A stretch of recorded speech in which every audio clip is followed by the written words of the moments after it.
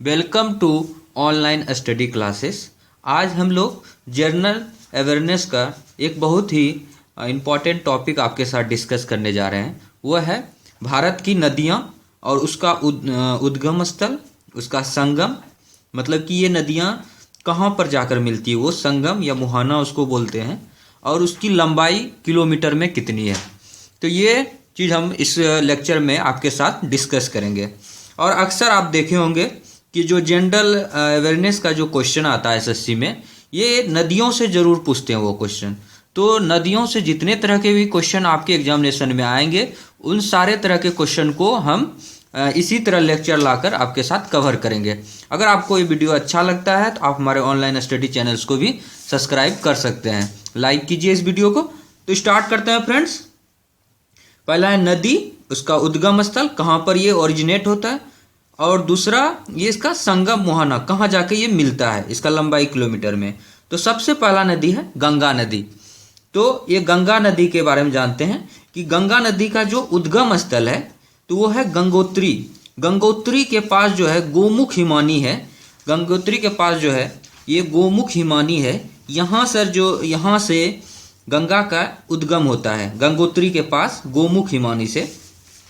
और ये जाकर जो मिलती है बंगाल की खाड़ी, बे ऑफ बंगाल। इसको क्या बोलते हैं अंग्रेजी में? एक स्टूडेंट ने पूछा कि सर बंगाल का खाड़ी को अंग्रेजी में क्या बोलते हैं, तो ये बोलते हैं इसको बे ऑफ बंगाल। तो आपको भी अगर कोई दिक्कत होता है समझने में तो आप हमको मैसेज कीजिए, आप कमेंट कीजिए, हम उसका रिप्लाई करते हैं आपको, ठीक है। तो गंगा का उद्गम स्थल है गंगोत्री के पास गोमुख हिमानी में, और ये जाकर मिलती है बंगाल के खाड़ी में, जाकर ये मिल जाती है। और इसका जो लंबाई है वो है 2071 किलोमीटर। 2071 किलोमीटर जो इसका लंबाई है। फिर चलते हैं यमुना ये जो है निकलती है यमुनोत्री हिमानी से। यमुनोत्री हिमानी यहाँ से निकलती है, इसका उद्गम स्थल है यमुनोत्री हिमानी, और जाकर मिलती है प्रयाग में। आप लोग जानते हैं गंगा, यमुना और सरस्वती तीनों नदियों का जो मिलन स्थल है इलाहाबाद के प्रयाग में होता है।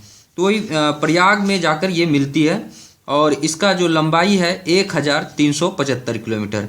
हालांकि कुछ लोग कहते हैं कि सरस्वती नदी पूरी तरह से विलुप्त हो गई, प्रयाग में केवल अब गंगा और यमुना का ही मिलन होता है। तो ठीक है, वो भी है। कुछ लोग बोलते हैं नहीं, अंदर से अभी नदियां हैं। तो मेनली रूप से आपको बताते हैं गंगा, यमुना और सरस्वती का मिलन जो है प्रयाग में ही कहा जाता है, काफ़ी पवित्र स्थल है। तो यमुना का यमुनोत्री हिमानी इसका है, और प्रयाग में मिलती है।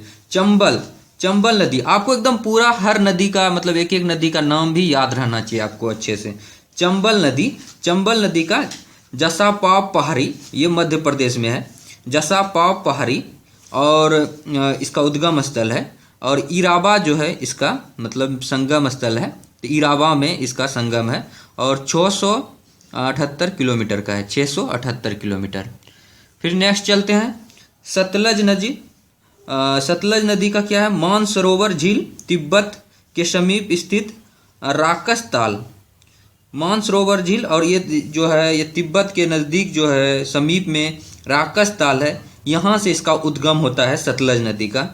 और चिनाब में जाकर जो है ये संगम हो जाता है, इसका मुहाना है अंतिम चिनाब में।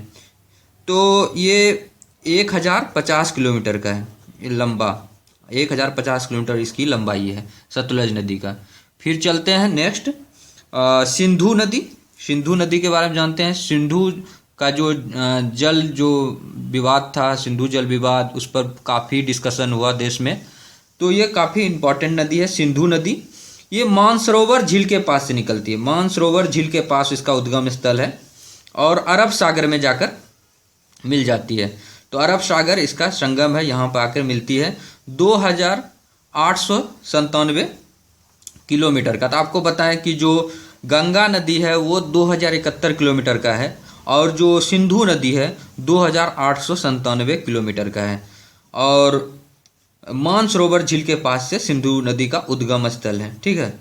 फिर चलते हैं चिनाब नदी का है बारालापचा दर्रा। ये आपसे पूछा जाता है, ये सब नाम आपको याद रखना है। पूछा जाता है कि चिनाब नदी का उद्गम स्थल क्या है, इस तरह से क्वेश्चन आपको आता है। तो आपको याद रखना है बारालापचा दर्रा के समीप, और इसका जो मिल जाती है जाके सिंधु नदी में जाकर ये मिल जाती है, सिंधु नदी में, सिंधु में मिल जाती है। 1180 किलोमीटर इसकी लंबाई है। फिर है रावी नदी। रावी नदी जो है ये रोहतांग दर्रे के पास इसका उद्गम स्थल है, रोहतांग दर्रा, और इसका मुहाना जो है संगम स्थल है वो है चिनाब नदी। चिनाब नदी आपको पता है जब एक बड़ी सी नदी बहती है तो उसमें बहुत सारे नदी जो है ट्रिब्यूटरीज जो नदी होती है वो सारी नदियां आके उसमें मिल जाती है। तो जो छोटी छोटी नदियां मिलती है उस सारे नदियों को ही बोला जाता है ट्रिब्यूटरीज। तो ये सब रावी नदी जो है जाके चिनाब नदी में मिल गया। फिर ब्यास नदी सतलज नदी में आके मिलता है।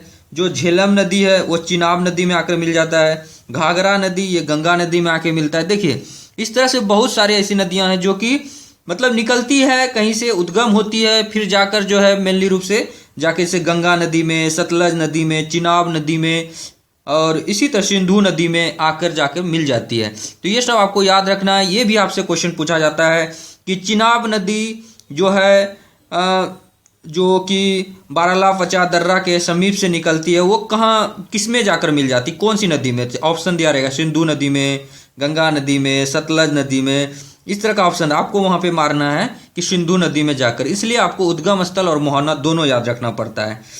तो रावी नदी जो है रोहतांग दर्रे के समीप इसका उद्गम स्थल है, और जाकर जहां मिलती है वो है चिनाब नदी में जाकर इसका मिलन हो जाता है, ये संगम स्थान है। और टोटल जो है 725 किलोमीटर लंबाई। अगर लंबाई आपको याद नहीं है, अगर कुछ काफ़ी टिपिकल क्वेश्चन पूछेगा तभी आपसे लंबाई पूछेगा, मतलब लंबाई आपसे मांग रहा है, ऐसे नहीं तो ये उद्गम स्थल पे तो रहता ही है क्वेश्चन, और इसका मुहाना जो संगम स्थल है उस पे भी रहता है। तो ब्यास नदी, अब ब्यास नदी पे चलते हैं। ब्यास नदी जो है रोहतांग दर्रे के समीप, रोहतांग दर्रा जो है वहाँ के समीप इसका उद्गम है, रोहतांग दर्रे से ब्यास नदी का, और ये सतलज नदी में जाकर मिल जाती है।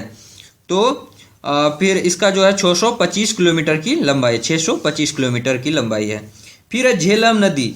झेलम नदी का जो उद्गम स्थल है वो है बेरीनाग के समीप, जो कि कश्मीर में है। बेरीनाग, बेरीनाग के समीप जो है इसका उद्गम स्थल है झेलम नदी का। और ये इसका जो संगम है वो चिनाब नदी है। 400 किलोमीटर की लंबाई। तो आपको बताएं, आपको अभी तक जो मिला है हमारे पास उसमें देखिए चिनाब नदी में कौन कौन नदी जाकर मिल रही है। देखिए सतलज नदी, सतलज नदी जो है चिनाब नदी में आकर मिल रही है। फिर है रावी नदी, रावी नदी भी चिनाब नदी में जाके मिल रही है। झेलम नदी, झेलम नदी भी चिनाब नदी में जाकर मिल रही है। तो इस तरह से आपको याद रखना है। सिंधु नदी अरब सागर में मिलती है, सिंधु नदी अरब सागर में मिलती है। गंगा नदी बंगाल के खाड़ी में, गंगा नदी बंगाल के खाड़ी में, ठीक है। झेलम नदी चिनाब नदी में जाकर मिलती है। तो झेलम, रावी और सतलज ये तीनों जाकर कहाँ मिलती है? चिनाब नदी में जाकर मिलती है। तो इस तरह से आपको याद रखना है। होगा तो अगर आप लोग कहेंगे तो इसको जो है मैप पर भी डिस्कस करेंगे, मतलब भारत का जो नक्शा है उस पर डिस्कस करके आपको समझाने का कोशिश करेंगे कि कहाँ से इसका उद्गम होता है और कहाँ पर जाकर ये मिल रही है। तो वो भी आपको हम होगा तो करके दिखाएंगे। लेकिन तत्काल जो है अभी बहुत सारे लोगों का एग्जामिनेशन चल रहा है SSC CHSL का, इसीलिए जो है ये इम्पोर्टेंट था कि उनको इस तरह का नोट्स प्रोवाइड करना जरूरी था। फिर चलते हैं घाघरा नदी। जो घाघरा नदी है वो नेपाल में मप्सतुंग हिमानी से, नेपाल में मप्सतुंग हिमानी से इसका उद्गम स्थल है घाघरा नदी का। और ये घाघरा नदी जो है गंगा नदी में आकर मिल जाती है। ये इसका गंगा नदी जो है संगम स्थल है, और 1080 किलोमीटर की लंबाई है इसकी, 1080 किलोमीटर की लंबाई है, ठीक है। फिर चलते हैं गंडक नदी है, कोशी है, बेतवा है, सोन है, इसके बारे में जानने का कोशिश करते हैं।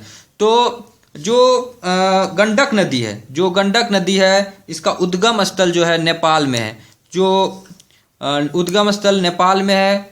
और ये जो है पटना के समीप जो गंगा नदी है, पटना के समीप जो गंगा नदी है उसमें इसका संगम हो जाता है। तो गंडक नदी का उद्गम स्थल नेपाल में है, और पटना के समीप जो गंगा नदी, आपको जानते हैं जो पटना शहर है वो गंगा नदी के किनारे बसा हुआ है। ये भी आपसे पूछा जाता है कि कौन सा शहर किस नदी के किनारे बसा है, तो वो भी आपको हम कराएंगे, ठीक है।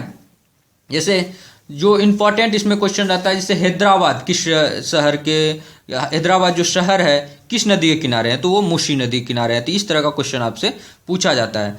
जैसे इसी तरह आपको बहुत सारे, पटना जो है गंगा नदी के किनारे है, तो ये गंडक नदी जो है नेपाल में उसका उद्गम स्थल होकर पटना के समीप गंगा नदी में आकर मिल जाता है और 425 किलोमीटर की इसकी लंबाई है। फिर है कोसी नदी। कोसी नदी जो है ये है महाभारत रेंज, नेपाल में है, यहाँ से इसका उद्गम स्थल होता है, महाभारत रेंज नेपाल से, और ये जो है कारागोला के पास जाके गंगा नदी में मिल जाती है। तो देखिए गंगा नदी में कितना नदियाँ मिल रही है, घाघरा नदी, घाघरा नदी, गंडक नदी, कोसी नदी, ये तीनों जो है गंगा नदी मिल रही है, लेकिन अलग अलग जगह पर मिल रही है। गंडक नदी जो मिल रही है वो पटना के समीप गंगा नदी के पास, कोसी जो है कारागोला के पास गंगा नदी के पास मिल रही है और इसकी लंबाई है 730 किलोमीटर कोसी नदी का। और जानते हैं कि जो बिहार का शोक है वो कोसी नदी को ही कहा जाता है, बिहार का जो शोक है, सोरो ऑफ बिहार इज कोसी नदी। फिर है बेतवा, बेतवा नदी। बेतवा नदी का जो उद्गम स्थल है वो विंध्याचल पर्वत है। पूछा जाता है विंध्याचल पर्वत से कौन नदी का उद्गम होता है, तो ये होता है बेतवा नदी। बेतवा नदी का उद्गम स्थल जो है विंध्याचल पर्वत से होता है और इसका जो संगम है ये यमुना में जाकर मिल जाता है, यमुना नदी में मिल जाता है। 480 किलोमीटर की लंबाई है। फिर है सोन नदी, अमरकंटक की पहाड़ियाँ। ये भी क्वेश्चन आता है कि अमरकंटक की पहाड़ियों से कौन सी नदी का उद्गम स्थल है, ये है सोन नदी। या पूछा जाता है सोन नदी का उद्गम स्थल कहाँ से है, तो अमरकंटक की पहाड़ियाँ से, और ये भी गंगा नदी में जाकर मिल जाती है पटना में। तो 780 किलोमीटर की लंबाई है इसका। तो आपको एक बार हम रिव्यू कराना चाहेंगे कि जो गंगा नदी में कौन कौन सी नदियां अभी तक हम सीखे। तो घाघरा नदी जाकर गंगा नदी में मिलती है, फिर है गंडक नदी, ये भी गंगा नदी में मिलती है, कोसी कारागोला के पास गंगा नदी में मिलती है, और फिर सोन नदी है, सोन नदी भी गंगा नदी में जाकर मिलती है पटना में। तो इस तरह से आप देखिए कि गंगा नदी में घाघरा, आपको याद रखना, गंडक, कोसी और सोन, इतना नदी जो है गंगा नदी में मिलती है। चिनाब नदी में कौन कौन सा नदी मिलता है, तो चिनाब नदी में मिलता है रावी नदी, रावी नदी जो है चिनाब नदी में जाकर मिलता है। सतलज नदी, सतलज भी जो नदी है वो चिनाब नदी में जाकर मिलता है। और झेलम नदी, झेलम नदी भी चिनाब नदी में जाकर मिलता है। जो यमुना है वो कहाँ मिलता है, तो प्रयाग में जाकर मिलता है। गंगा का उद्गम स्थल कहाँ, ये पूछा जाता है, ये गंगोत्री के पास जो है गोमुख हिमानी है, वहां पर गंगा का उद्गम स्थल है। और कहां पर जाकर गंगा का संगम स्थल है, तो गंगा का संगम स्थल है बे ऑफ बंगाल, बंगाल की खाड़ी में। ठीक है, तो आगे चलते हैं, नेक्स्ट चलते हैं। अब ब्रह्मपुत्र नदी, बहुत ही इंपॉर्टेंट नदी है ब्रह्मपुत्र नदी। ये जो है इसका उद्गम स्थल है तिब्बत में मानसरोवर झील के समीप हिमानी से। हिमानी से जो तिब्बत में जो मानसरोवर झील है इस पे इसका जो हिमानी है, यहाँ से ब्रह्मपुत्र नदी होता है। ये ब्रह्मपुत्र नदी के कारण से ही भारत और चाइना के बीच में जो है थोड़ा सा, जानते हैं आप लोग कि थोड़ा अच्छा रिश्ता नहीं है। ब्रह्मपुत्र नदी जो है मेन है उधर का नॉर्थ ईस्ट साइड में बहती है ब्रह्मपुत्र नदी, और ये काफ़ी इम्पोर्टेंट है एक्चुअली। इस नदी पर जो मतलब क्या बताएं कि पूरी तरह से, मतलब उधर का जो लाइवलीहुड है पूरी तरह से ब्रह्मपुत्र नदी पर ही है। इसके जो आसपास के क्षेत्र है वो काफ़ी उपजाऊ है, और यहाँ तक कि ब्रह्मपुत्र नदी के पास जो है पावर प्लांट बहुत अच्छा बैठाया जा सकता है, वहाँ से जो है इलेक्ट्रिसिटी बहुत अच्छा जनरेट किया जा सकता है। और चाइना जो है इस पर वर्क भी कर रहा है, ब्रह्मपुत्र नदी के किनारे बड़ा सा पावर प्लांट बैठाने की बात भी सोच रहा है। ठीक है, तो इंडिया भी इसके लिए बहुत सारे चीज़ स्टेप उठाया है। यहाँ पर भी इंडिया भी अपना इंडस्ट्री बैठाने के पक्ष में है और वो भी बैठाने का प्रयास जारी कर रहा है। तो ये ब्रह्मपुत्र नदी काफ़ी इंपॉर्टेंट है, नॉर्थ ईस्ट का पूरा जिंदगी ब्रह्मपुत्र नदी पर है। तो आपको बताएं कि ब्रह्मपुत्र नदी का जो उद्गम स्थल है मानसरोवर झील के समीप हिमानी में, तिब्बत में है मानसरोवर झील, तिब्बत में मानसरोवर झील के समीप हिमानी से ब्रह्मपुत्र नदी का उद्गम स्थल है।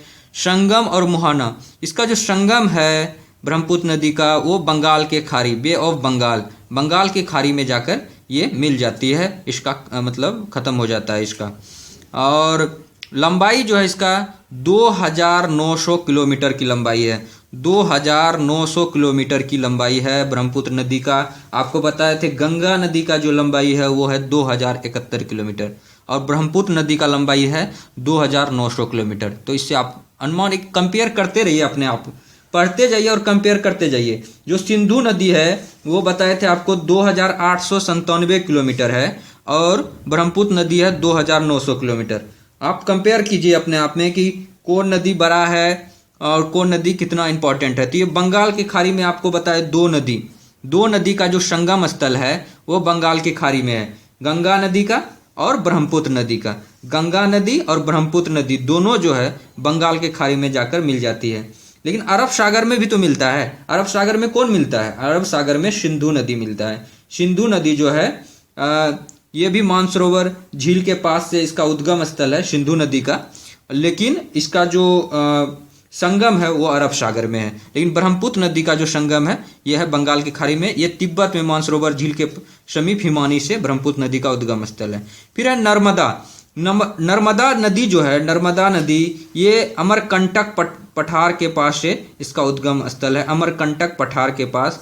और इसका जो संगम है वह है खंभात की खाड़ी में इसका संगम स्थल है और 1290 किलोमीटर की लंबाई है। नर्मदा नदी अमरकंटक पठार और खंभात की पहाड़ी में इसका संगम और मुहाना है। 1290 किलोमीटर की लंबाई है। फिर है लूनी नदी जो है नाग पहाड़, इसका जो उद्गम स्थल है अजमेर जिला में है। अजमेर जिला राजस्थान का, अजमेर जिला आप लोग जानते हैं राजस्थान में अजमेर जिला है। ख्वाजा मुइनुद्दीन चिश्ती का दरगाह है अजमेर में। तो लूनी नदी जो है नाग पहाड़ अजमेर जिला के पास से निकलता है ये, और ये जाकर मिलती है कच्छ की खाड़ी में। कच्छ आपको पता है कच्छ कहाँ पर? ये कच्छ की खाड़ी मतलब कच्छ जो जगह है वो गुजरात में है। तो लूनी नदी नाग पहाड़ इसका उद्गम स्थल है और इसका जो संगम है वो कच्छ की खाड़ी में है। 330 किलोमीटर की लंबाई है। फिर है घग्गर नदी जो है हिमाचल प्रदेश में इसका उद्गम स्थल है। कालका के समीप जो है इसका उद्गम है घग्गर नदी का, और इसका संगम पता नहीं चलता है और इसका लंबाई भी, संगम पता चलेगा तभी तो उसका लेंथ मेजर किया जा सकता है। ठीक है, इसका अगर और इन्फॉर्मेशन होगा अपडेट तो नेट से हम आपको होगा तो कमेंट बॉक्स में इसका डाल लेंगे। ठीक है, अगर आपको जरूरत पड़ेगा तो। ठीक, फिर है बाणगंगा। ये बैराट पहाड़ियाँ, जो बाणगंगा है ये इसका बैराट पहाड़ियों से इसका उद्गम स्थल है और ये जो है यमुना नदी में जाकर मिल जाते हैं। यमुना नदी में जो है जाकर इसका मिल जाती है और इसका जो लंबाई है 494 किलोमीटर की लंबाई है इसकी। तो ठीक है, फिर चलते हैं साबरमती जो नदी है वो उदयपुर जिले के समीप इसका उद्गम स्थल है, उदयपुर जिला के समीप। और कच्छ का रन में इसका संगम और मुहाना है। 416 किलोमीटर इसकी लंबाई है, 416 किलोमीटर। फिर कृष्णा नदी जो है महाबलेश्वर के समीप इसका उद्गम स्थल है। महाबलेश्वर के समीप जो है इसका उद्गम स्थल है कृष्णा नदी का, और ये बंगाल की खाड़ी में मिल जाती है। तो आपको बताएं बंगाल की खाड़ी में कौन कौन नदियां मिलती है? कृष्णा नदी मिलती है, ब्रह्मपुत्र नदी मिलती है और गंगा नदी, ये तीनों जो है बंगाल की खाड़ी में मिलती है और 1290 किलोमीटर की इसकी लंबाई है। फिर है ताप्ती नदी जो है मुल्ताई नगर के पास जो है मध्य प्रदेश में, यहाँ इसका उद्गम स्थल है। मुल्ताई नगर के पास इसका उद्गम स्थल है और खंभात की पहाड़ी में इसका संगम है। यहाँ पर जो है ये मिल जाती है खंभात की खाड़ी में और 724 किलोमीटर लंबाई। तो खंभात की खाड़ी में दो नदी मिलती है, नर्मदा नदी और ताप्ती नदी। ये दोनों जो है खंभात की खाड़ी में जाकर मिलता है, नर्मदा नदी, ताप्ती नदी, आपको याद रखना है। महानदी जो है सिहवा के समीप मध्य प्रदेश में इसका उद्गम स्थल है। तो अभी देखिए ताप्ती जो नदी था वो मुल्ताई नगर के पास मध्य प्रदेश में ही था। सिहवा नदी भी जो है सिहवा के पास जो है महानदी, ये भी मध्य प्रदेश में है और बंगाल की खाड़ी में जाकर मिल जाती है। तो महानदी भी हो गया आपका बंगाल की खाड़ी में इसका संगम है। फिर है छिप्रा नदी जो है काकरीवर्री पहाड़ी, ये काकरीवर्री पहाड़ी जो है इससे जो है उसका उद्गम स्थल है छिप्रा नदी का और चंबल नदी में इसका संगम है। तो इसका आपको बताया 857 किलोमीटर है इसका लंबाई, मतलब डिक्लेयर नहीं किया गया है बुक में। ठीक है, आपको फिर चलते हैं क्षिप्रा नदी और उसके बाद तवा नदी। तवा नदी महादेव पर्वत पंचमरी। तवा नदी जो है महादेव पर्वत पंचमरी, यहाँ पर इसका उद्गम स्थल है महादेव पर्वत पंचमरी में। और नर्मदा नदी में इसका संगम है, नर्मदा नदी में संगम है। और नर्मदा नदी का कहाँ संगम है? नर्मदा नदी का संगम है खंभात की खाड़ी में, और तवा नदी का संगम है नर्मदा नदी में। तो इस तरह से भी आप रिलेशन एक इस्टेब्लिश कीजिए। फिर है इंद्रावती, ये है उड़ीसा की कालाहंडी क्षेत्र में, उड़ीसा का कालाहंडी क्षेत्र में इंद्रावती नदी का उद्गम स्थल है। और ये जो है जाके गोदावरी नदी में मिल जाती है। किस नदी में मिल जाती है? गोदावरी नदी में मिल जाती है। और 513 किलोमीटर की लंबाई है इसकी। फिर है काली सिंध। काली सिंध जो है विंध्याचल पर्वत के पास, काली सिंध जो है विंध्याचल पर्वत राजस्थान में इसका उद्गम स्थल है काली सिंध का। तो विंध्याचल पर्वत से एक और नदी आपको बताए थे बेतवा नदी जो है वो भी विंध्याचल पर्वत में इसका उद्गम स्थल है। और काली सिंध नदी का भी विंध्याचल पर्वत से इसका उद्गम स्थल है। और जाकर मिलती है कहाँ? यमुना नदी में।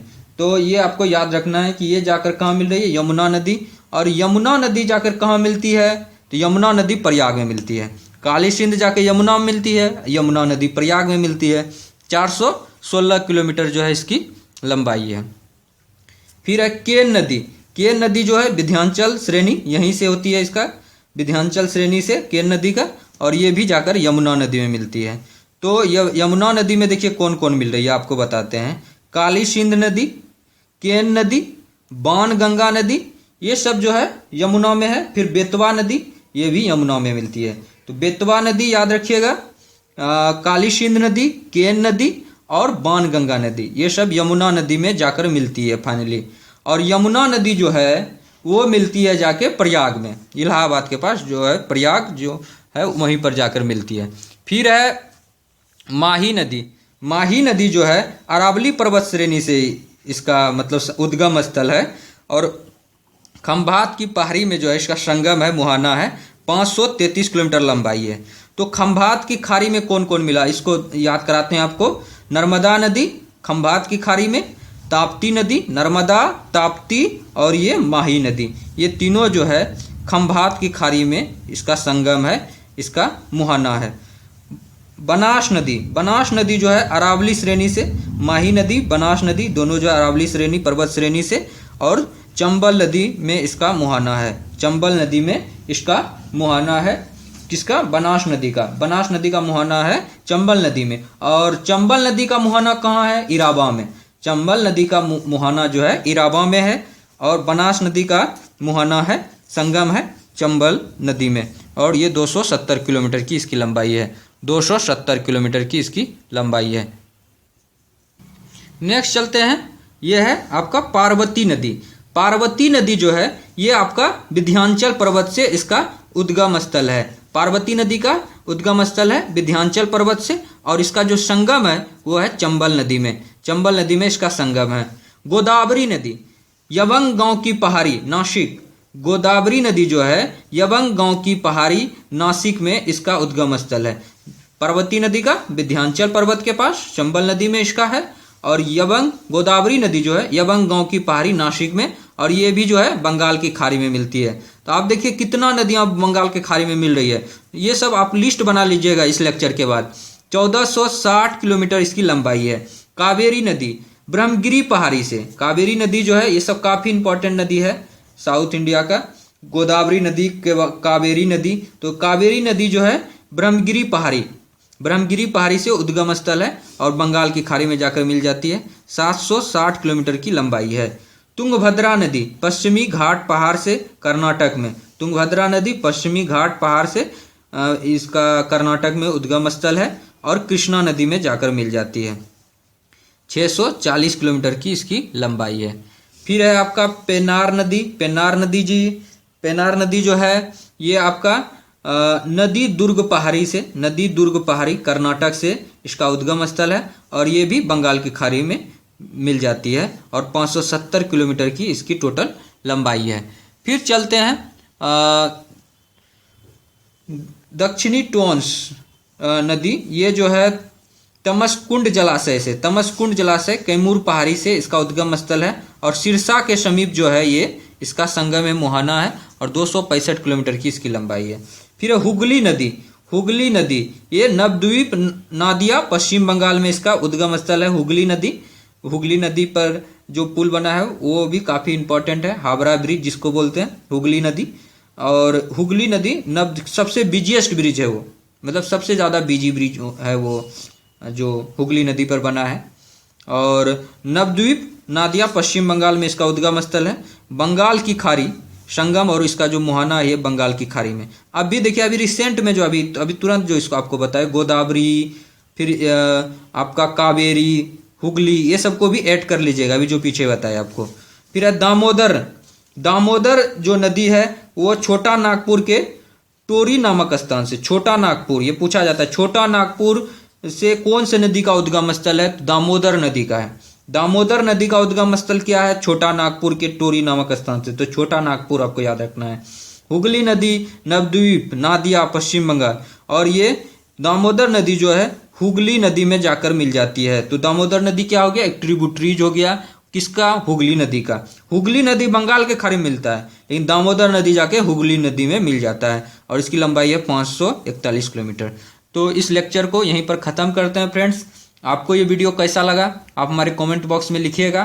अगर आपको ये वीडियो अच्छा लगा तो आप हमारे इस वीडियो को लाइक कीजिए और जितना हो सके इसको शेयर, अगर आपके पास समय है तो शेयर भी कीजिए और ऑनलाइन स्टडी चैनल्स को आप लोग सब्सक्राइब कीजिए। Thank you so much friend for watching this video.